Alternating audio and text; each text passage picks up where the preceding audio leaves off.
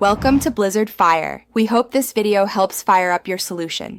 You should be signed in with an administrator account. This lets you view and change device drivers.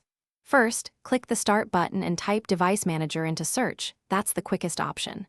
Once done, press Enter to open it.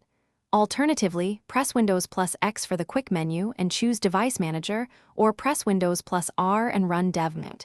MSC. These methods are fast because they use built-in system shortcuts. They avoid extra menus and get you right to the hardware list. Once Device Manager is open, expand the category that matches the device you need. For example, display adapters or network adapters, because that narrows the search. Then right-click the device to access properties for details, update driver to install a newer driver, or uninstall if you need a clean reinstall.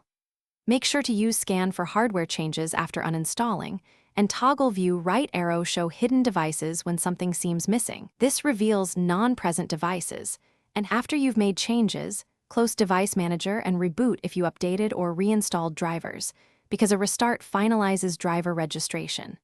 If you'll need this often, right-click the desktop, create a new shortcut to devmount. MSC for one-click access.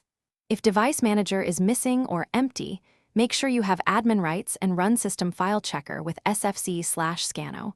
Also check local group policy that might hide administrative tools. These steps recover missing entries and ensure the tool is accessible when you need it. Thanks for watching. If you found this helpful, don't forget to like and subscribe.